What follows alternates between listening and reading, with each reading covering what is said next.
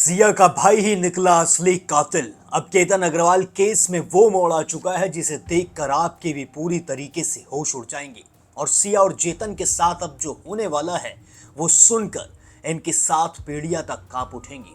और सिया गोयल के भाई के बारे में जो पता चला है उसने तो सभी के पूरी तरीके से होश उड़ा कर रख दिए हैं। इस वीडियो में मैं आपको केतन अग्रवाल से जुड़े ऐसे सच बताने वाला हूं जो आपको सच में चौंका कर रख देंगे। इस वीडियो के बीच में, इस वीडियो के अंत में और इस वीडियो के कई पहलुओं में मैं ऐसी परत हटाने वाला हूं जिन्हें देखकर, जिन्हें सुनकर आपके रोंगटे खड़े हो जाएंगे। आदाब, नमस्कार, Sat Sri Akal, peace to be with you दोस्तों। मेरा नाम है जुनैद भाटी और आप देख रहे हैं the news fever. Ketan Agarwal case हर दिन के साथ अब उलझता हुआ भी नजर आ रहा है।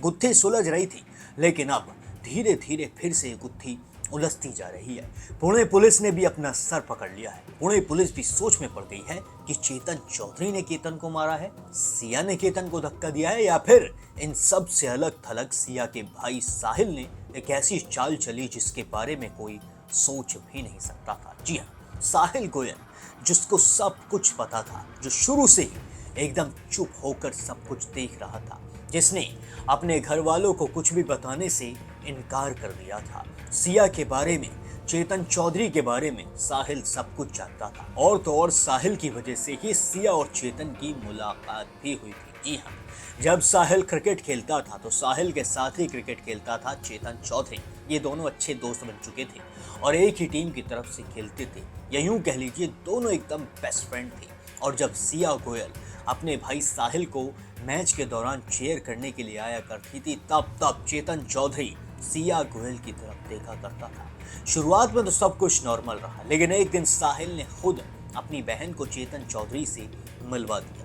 बातचीत हो गई, फोन पर कॉल वॉल भी होने लगी, मैसेजेस पर भी बात होने लगी। धीरे धीरे फ्रेंडशिप हो गई। फ्रेंडशिप के बाद धीरे धीरे लव स्टोरी शुरू हो गई। साहिल गोयल को ये सब कुछ पता था, साहिल गोयल सब कुछ देखता था। और जब सिया के घर वालों ने सिया को चेतन से फोन पर बात करते हुए पकड़ा तो सिया को खूब सुनाया, सिया को खूब डांट पड़ी, लेकिन तब भी साहिल ने अपना मुंह नहीं खोला। साहिल ने कुछ भी अपने घर वालों को नहीं बताया, बल्कि सिया से ये जरूर कह दिया कि मैं तेरे साथ हूं। लेकिन साहिल ने सिर्फ कहा था, शायद वो सिया के साथ था नहीं। अगर वो सिया के साथ होता तो वो अपने घर वालों को सब कुछ बता देता, और ये जो सब भी केतन अग्रवाल के साथ हुआ है ये ना होता। सिया के घर वाले जब सिया से तंग आ गए तो सिया का रिश्ता तय कर दिया गया केतन से। जी हाँ, यहाँ पर साहिल ने अपनी बहन को समझाया। साहिल ने कहा, अब तू केतन अग्रवाल से बातचीत करना बंद कर दे। सिया ने साहिल से कह दिया, ठीक है मैं बंद कर दूंगी बातचीत। लेकिन सिया इतने तेज दिमाग की है, सिया इतनी शातिराना हरकत कर बैठी जिसके बारे में साहिल ने कभी सोचा भी नहीं था। सिया लगातार चेतन से मिलती रही, दोनों वीडियोस बनाते रहे, बातचीत करते रहे। सिया क्लब्स में जाके पार्टीज करती रही, सिया शराब पीती रही, फोन पर चिल्ला चिल्ला कर गालियां देती रही। लेकिन तब भी साहिल ने सिया को नहीं रोका।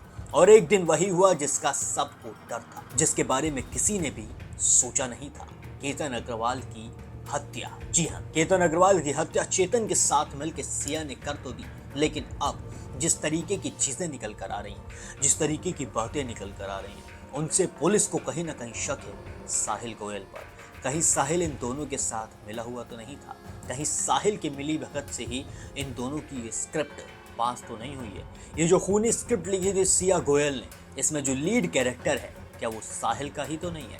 अब पुलिस इस पहलू से जांच पड़ताल करती नजर आ रही है, क्योंकि साहिल कुछ भी कहने से पहले 10 बार सोच रहा है। साहिल मीडिया के सामने ज्यादा नहीं आ रहा है, जबकि केतन के घर वाले पूरी तरीके से मीडिया के सामने है, कैमरा के सामने है। वो सब कुछ कह रहे हैं, उनसे जो जो पूछा जा रहा है वो सब कुछ बता रहे हैं। लेकिन यहाँ पर साहिल अपने ही वकील पर आरोप लगाता नजर आ रहा है। वो कहता नजर आ रहा है कि हमने इस वकील को हायर नहीं किया है। यानी कि पूरी तरीके से पॉलिटिक्स इस वक्त साहिल खेल रहा है। शायद साहिल ने अपने घर वालों से कह दिया है कि मम्मी पापा आप शांत बैठो, मैं सब कुछ संभाल लूंगा, मैं सिया को जेल से बाहर निकाल कर लाऊंगा। इस सीन को सोचकर, इस सीन को देखकर आपको एक सीन याद आता है। अब अगर थोड़ा सा फ्लैशबैक में जाएंगे, साहिल, सिया, चेतन और केतन। अब चलते हैं फ्लैशबैक में। अब नाम रिप्लेस कर देते हैं, साहिल की जगह नाम कर देते हैं गोविंद रघुवंशी। सिया की जगह नाम कर देते हैं सोनम रघुवंशी। केतन अग्रवाल की जगह नाम लेते हैं हम राजा रघुवंशी का, और चेतन चौधरी की जगह नाम आता है राज कुशवाहा का। जी बिल्कुल सेम टू सेम केस, बस जगह अलग। जगह थी शिलोंग। सोनम ने राजा को इसी तरीके से खाई में फेंका था जिस तरीके से आज सिया ने अपने बॉयफ्रेंड चेतन चौधरी के लिए केतन अग्रवाल को खाई में फेंककर मौत के घाट उतारा है। सिर्फ 1 साल बाद बिल्कुल सेम टू सेम केस अब होता हुआ नजर आ रहा है। जिस तरीके से शुरुआत में गोविंद कहता था कि मेरी बहन को फांसी पर चढ़ा दो, अगर मेरी बहन ने गलत किया है तो उसे कड़ी से कड़ी सजा दो, उसी तरीके से सिया के पिता ने कहा कि अगर सिया ने गलत किया है तो उसे खाई में फेंक दो, अगर सिया ने केतन को मारा है तो उसे फांसी पर चढ़ा दो। साहिल ने भी इसी तरीके की बात कही। साहिल भी फ्रंट फुट पर आकर गोविंद की तरह खेलने लगा, लेकिन कुछ दिन बाद गोविंद रघुवंशी पूरी तरीके से पलट गया। गोविंद रघुवंशी अपनी बहन को अंदर खाने बचा रहा था। अंदर खाने वकीलों से बातचीत हो रही थी, सब कुछ हो रहा था। कहीं वही चीजें इस केस में तो नहीं हो रही हैं, कहीं ये उसी केस को देखकर तो नहीं सीखे हैं, कहीं वही स्क्रिप्ट दोबारा से तो नहीं दोहराई जा रही है। लेकिन ये लोग कितनी भी कोशिश कर लें उस स्क्रिप्ट को दोबारा लिखने की, उस स्क्रिप्ट को दोबारा दोहराने की, इस बार जनता इनको उस स्क्रिप्ट को दोहराने नहीं देगी। सोनम तो शायद बच गई, लेकिन सिया नहीं बचेगी, और जब सिया को सजा मिलेगी तो ऑटोमेटिक सोनम रघुवंशी को भी सजा मिलेगी। सोनम की जमानत बरकरार रखी गई है, सोनम जेल से बाहर है, राजा इस दुनिया से जा चुका है, केतन इस दुनिया से जा चुका है, और भी कई मर्द इस दुनिया से जा चुके हैं, लेकिन इनका कोई भी इलाज नहीं हो रहा है। मुस्कान अपनी जेल में मस्त है, सोनम रघुवंशी शिलोंग में मस्त है।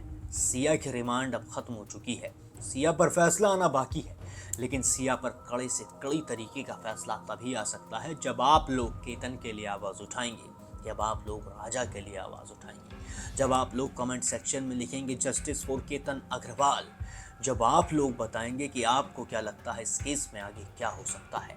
आप अपनी राय मेरे साथ कमेंट सेक्शन में साझा करेंगे, मुझे और वीडियोस बनाने पर प्रोत्साहित करेंगे, क्योंकि ये मुद्दा तब तक चलता रहना चाहिए जब तक चेतन चौधरी और सिया गोयल को कड़ी से कड़ी सजा ना हो जाए।